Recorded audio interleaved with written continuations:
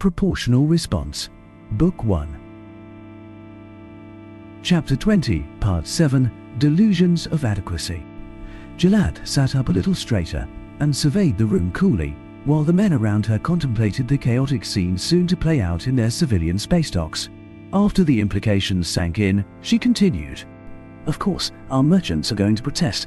They will protest even more when we instruct the Fearadhach to start posting all merchant flight plans at least 2 days in advance. Looks of consternation came at her, which she met with a sly grin. This time, however, no one bothered to interrupt. Good. You begin to understand that I have already considered the objections you are likely to raise and will answer them. Thank you for allowing me to. It never hurts to butter up your audience. The excuse given for this will be to make it easier for the Venter and whomever else they contract, because they will have to contract others to know what people are where and have resources available for the refugees they're going to receive. The real reason, of course, is exactly because of the thing you were about to object to. We want the pirates to know where these ships are going to be. Easy targets mean that the Venter, the Council military ships, and whomever the Venter contract will suddenly have to provide security for every single merchant ship traveling to, from, or within the Republic. Some eyes began to take on a slightly red sheen as she continued to lay out her plan to drain the filthy Venter, and probably a few others, dry. Yes, it would cost the Republic a considerable sum. Just hiring that many Tagesh wasn't going to be cheap, but it would weaken others more.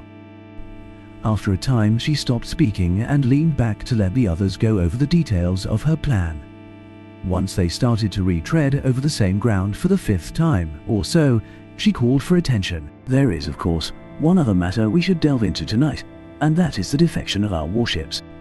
There have been a number of additional fleets of various sizes, all of them lacking a voter at the helm, who have stopped responding to orders. I think we all know that this isn't due to enemy action, so something must be done. Here is what I propose. There is some cost to it, and it will delay our ability to put the fleet out there, but it must be done. Once she had laid out this plan, the other members of her little alliance all had tails dancing about behind them in anticipation. They all smiled, spoke of her brilliance, and agreed that she seemed a good choice to lead the Republic. That Zoltan back to the superiority they deserved. She took another drink from her wine and allowed a hard smile. If only they knew the heights to which I will drag our people. But that was a consideration for another time.